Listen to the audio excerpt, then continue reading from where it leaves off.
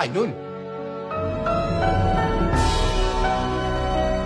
saya tidak bisa menjanjikan banyak hal. Entah Ainun bisa terus menjadi dokter atau tidak. Entah kita bisa hidup muda atau tidak di sana. Tapi yang jelas, saya akan menjadi suami yang terbaik untuk Ainun. Ya Allah, Engkau telah pertemukan saya dengan Ainun dan Ainun dengan saya. Kemudian Engkau berikan kami bimbing cinta yang murni, suci, sejati, sempurna dan abadi. Ainun, jangan tinggalkan saya.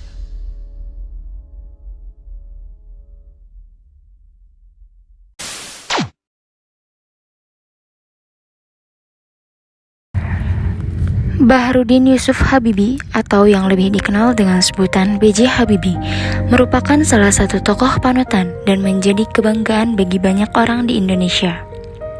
B.J. Habibie merupakan presiden ketiga Republik Indonesia yang dilahirkan di Parepare, Sulawesi Selatan pada tanggal 25 Juni 1936.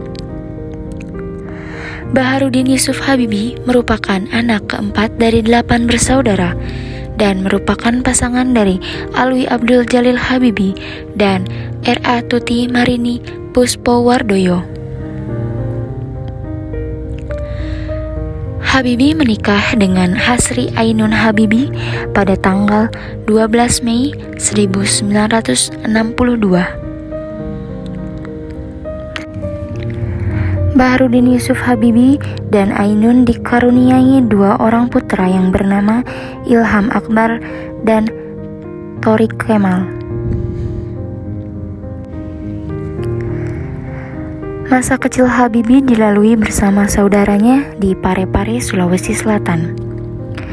Baharudin Yusuf Habibie memiliki sifat tegas berpegang pada prinsip yang telah ditunjukkan pada saat masa kanak-kanak. Beliau juga mempunyai kegemaran berupa menunggangi kuda dan beliau merupakan seseorang yang gemar membaca. Beliau dikenal sangat cerdas ketika masih menduduki sekolah dasar. Namun, beliau harus kehilangan orang tuanya yang meninggal pada 3 September 1950 karena terkena serangan jantung saat ia sedang sholat Isya. Tak lama dari itu, setelah ayahnya meninggal, ibunya kemudian menjual rumah dan kendaraannya. Lalu mereka pindah ke Bandung bersama Habibie. Sepeninggalan ayahnya, ibunya membanting tulang membiayai kehidupan anak-anaknya, terutama Habibie, karena beliau memiliki kemauan untuk terus belajar. Selanjutnya, karena kemampuan dan kemauan untuk belajar Habibie kemudian menuntut ilmu di Government Middelbare School. Di SMA, prestasi beliau mulai tampak menonjol terutama dalam pelajaran-pelajaran ekstra. Habibie menjadi sosok favorit di sekolahnya.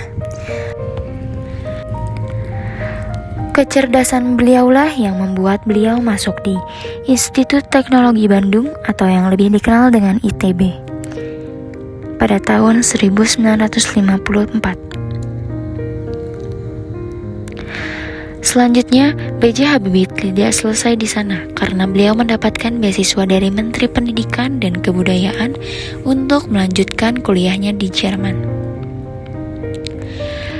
Mengingat pesan dari Bung Karno tentang pentingnya dirgantara dan penerbangan bagi Indonesia, maka Baharudin Yusuf Habibie memilih jurusan Teknik Penerbangan dengan spesialisasi konstruksi pesawat terbang di Rijn-Westervalen Asian Technische Hochschule.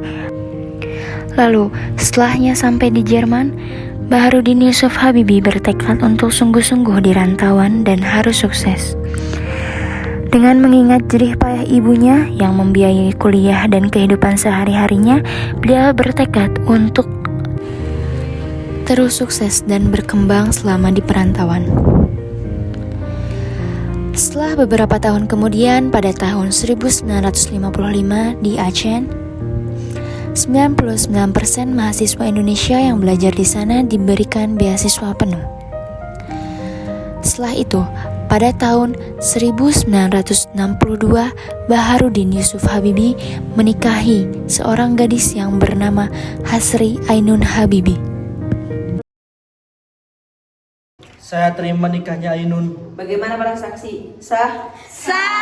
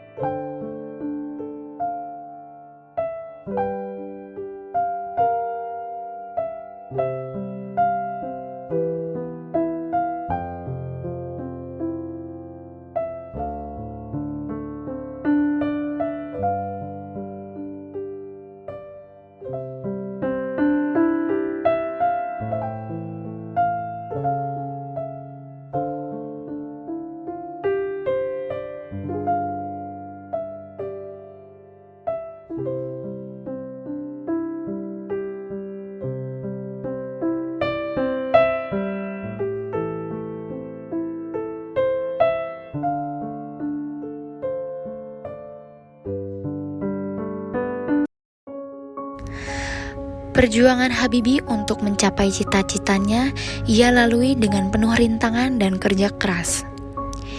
Pada musim liburan, bukan liburan lagi bagi beliau, justru kesempatan emas yang harus diisi dengan ujian dan mencari uang untuk membeli buku. Maka sehabis masa liburan, semua kegiatan dikesampingkan kecuali belajar. Berbeda dengan teman-temannya yang lain, mereka lebih banyak menggunakan waktu musim panas untuk liburan.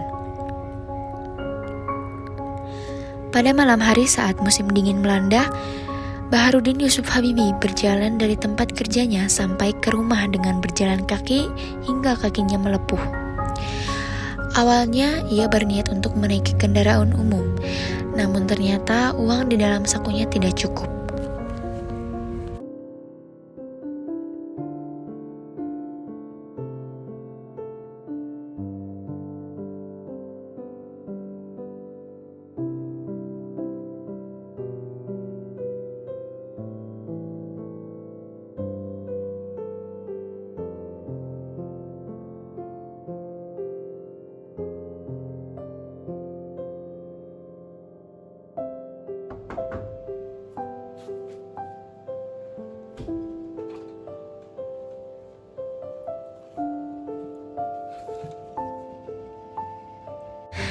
Saat di Jerman, kehidupan Habibie dan Ainun Habibie semakin keras.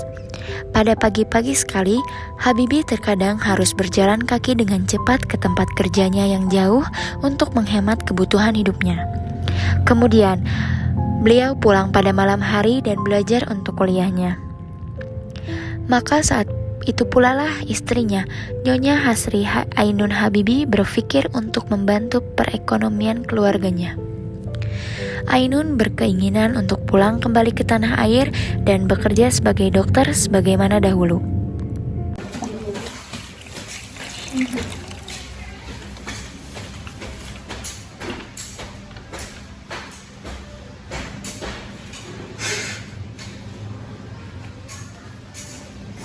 Pa, aku ingin kembali saja ke Indonesia. Kehidupanku bukan di sini. Kehidupanmu yang di sini. Rasanya aku ingin kembali saja ke Indonesia. Aku ingin melanjutkan cita-citaku. Aku ingin melanjutkan pekerjaanku sebagai dokter di sana. Nanti ketika uangnya sudah terkumpul, saya sudah memperhitungkannya. Saya akan kembali lagi ke sini, melanjutkan hidup bersama Abah. Saya tidak bisa menjanjikan banyak hal. Saya tidak tahu Ainun, apakah hidup kita di Jerman akan sulit atau tidak. Saya tidak tahu Ainun, apakah akan menjadi dokter atau tidak. Yang jelas, saya akan menjadi suami yang terbaik untuk Ainun. Awal mulanya, Ainun pergi ke Jerman hanya untuk memeriksakan kesehatan. Namun, hasil kesehatannya membuat tim dokter meminta wanita kelahiran Semarang 11 Agustus 1937 ini untuk melakukan rawat inap. Dokter mendiagnosa ada masalah pada paru-paru dan jantung Ainun. Ainun tidak direkomendasikan untuk tinggal di daerah tropis dengan tingkat kelembapan yang tinggi. Selanjutnya, dokter baru memperbolehkan Ainun untuk pergi ke Indonesia jika sudah benar-benar sehat. Sehingga B.J. Habibie harus terpaksa mondar-mandir antara Jakarta dan Jerman. Namun belakangan ini, Ainun juga didiagnosa menderita kanker rahim. Habibie sempat bekerja beberapa tahun di industri penerbangan Jerman. Namun, Presiden Soeharto mengirimi Ibnu Soetowo ke Jerman pada 1973 untuk menemui Habibie dan menyampaikan permintaannya agar Habibie bekerja di Indonesia. Kerja keras dan ketekunan Habibie pun terbayar kala ia akhirnya membuat sebuah pesawat yang dinamai N250 Gatot Kaca. Ambisi Habibie untuk menghubungkan satu daerah dengan daerah lainnya dengan pesawat pun akhirnya terwujud. Selama proses pembuatan pesawat tersebut, Habibie juga banyak mendapatkan penghargaan dari institusi di berbagai negara. Sebut saja Jerman, Malaysia, Inggris, Jepang, Amerika Serikat, Prancis, bahkan Swedia. Kita melukiskan sejarah, menggelarkan cerita penuh sukacita, sehingga siapapun insan Tuhan pasti tahu cinta kita sejati. Habibie berjanji pada Ainun untuk pergi bulan madu dan menghabiskan waktu bersama. Akan tetapi, pada saat itu, Habibie disumpah oleh Ketua Mahkamah Agung menjadi Presiden Republik Indonesia menggantikan Soeharto sebagai Presiden Republik Indonesia ketiga. Soeharto menyerahkan jabatan presiden itu kepada Habibie berdasarkan Pasal 8 Undang-Undang Dasar 1945. Habibie menduduki kursi presiden menggantikan Soeharto ketika Indonesia sedang dilanda krisis ekonomi di tahun 1998 sampai 1999. Kala itu, B.J. Habibie harus menghadapi beragam persoalan ekonomi, mulai dari pertumbuhan ekonomi yang negatif hingga kurs rupiah yang melemah. Meski beliau seorang insinyur, namun Habibie tetap mampu menyelesaikan beragam persoalan ekonomi dengan baik, bahkan dengan masa jabatannya yang singkat.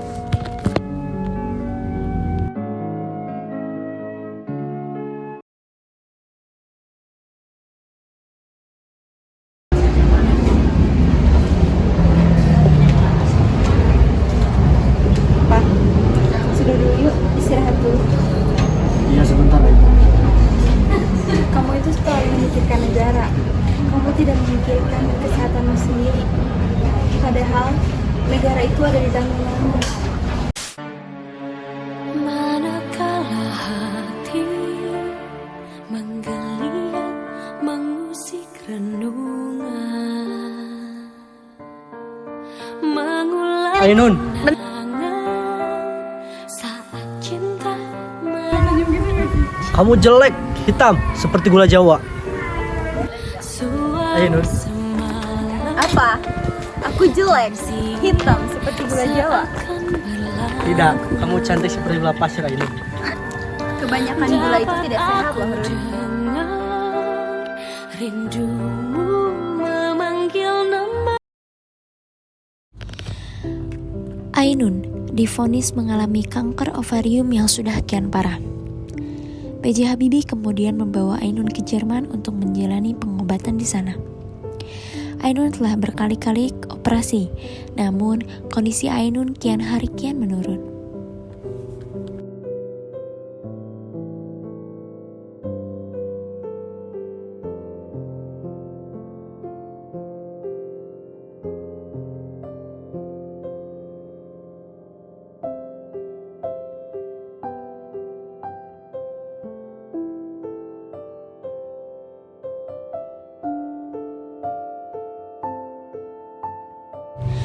Habibie yang baru selesai melaksanakan sholat tahajud dikabari dokter bahwa Ainun harus menjalani operasi yang ke-12. Suasana pun menjadi sangat emosional. Sambil mengantar ke ruang operasi, Habibie menggenggam tangan Ainun yang masih dalam kondisi sadar dan terus menatap ke arahnya. Habibie kembali membicarakan kondisi Ainun bersama tim dokter. Setelah penjelasan panjang lebar, dokter kemudian meminta izin untuk kembali mengoperasi Ainun ke-13 kali. Ainun, ini operasi kedua kali kamu. Kamu harus kuat ya. Dan kamu pasti bisa. Dok, Ya, Profesor. mudah-mudahan operasinya berhasil ya. Ya, kita semua doakan yang terbaik untuk Ainun.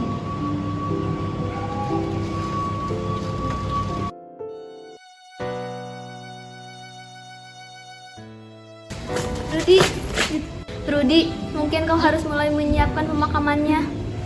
Pemakaman apa? Siapa yang mau mati? Ainun, tidak.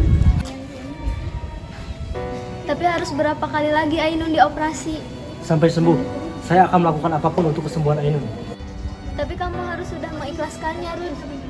Tidak.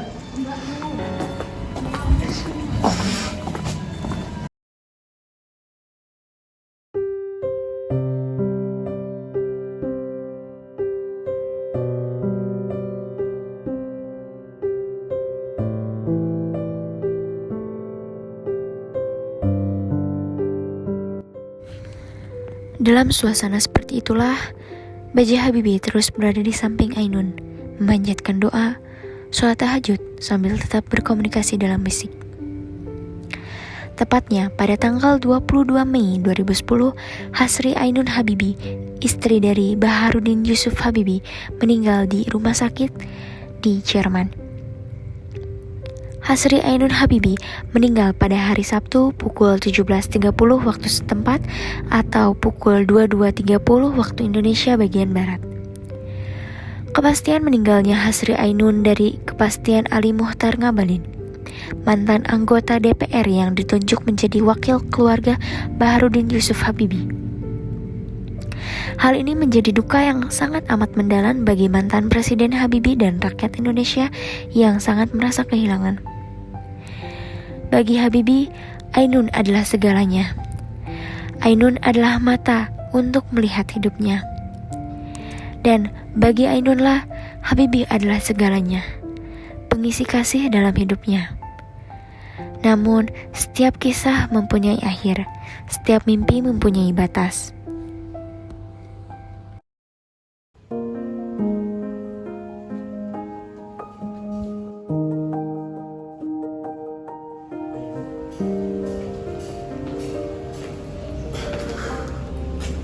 Ainun,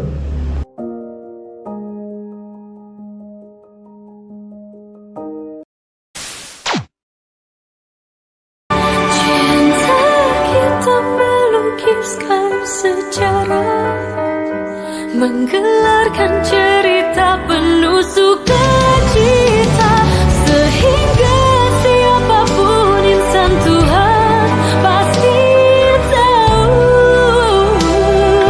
cinta kita sejati.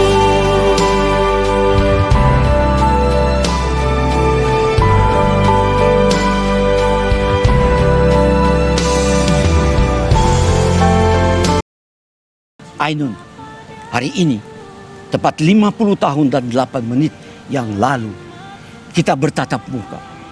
Tanpa direncanakan, mata kita bertemu, bagaikan kilat menyambar, memukau, mempesona getaran cinta, bagian dari getaran jiwa.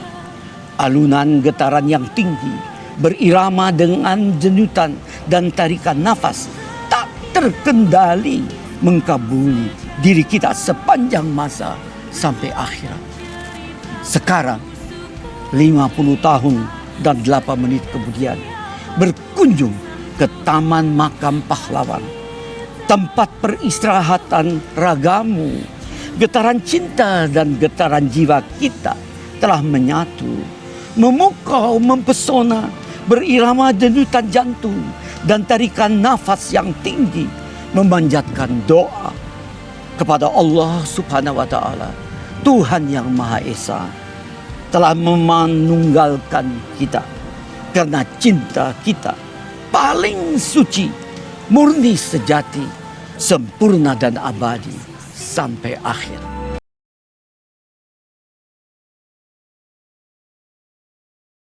Cinta kita sejati,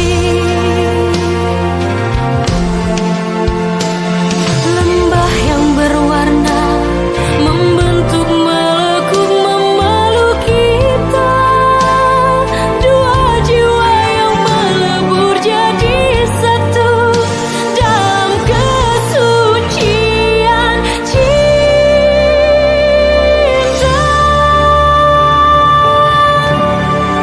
Cinta kita melukiskan sejarah, menggelarkan cerita penuh sukacita, sehingga siapapun insan Tuhan pasti tahu cinta kita sejati.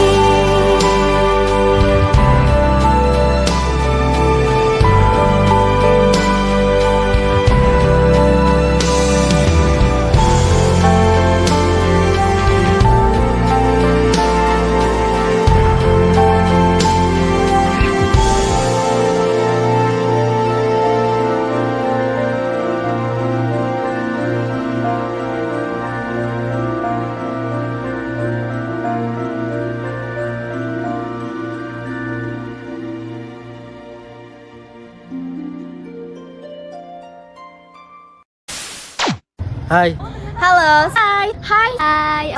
Hai. Halo. Hai. Halo. saya Zulkifli Muhammad Azkia. Saya Nisa Akila Isman. Saya Devira Tistian. Aku Elsa. Saya Amelia. Aku Alpina. Aku Amanda. Saya Vivaldi Nur Amalia. Nama saya Delia. Nama aku Dera. Di sini saya sebagai Habibi. Di sini saya berperan sebagai Ainan. Di sini saya sebagai dokter serta sutradara. Saya sebagai videografer dan wardrobe. Sebagai text writer, suster, dan narator. Sebagai teman Ainun sama editor. Saya sebagai penghulu dan videografer. Saya sebagai anak Habibi dan Ainun dan tim kreatif. Saya sebagai anak dan wardrobe. Aku sebagai suster dan tim kreatif.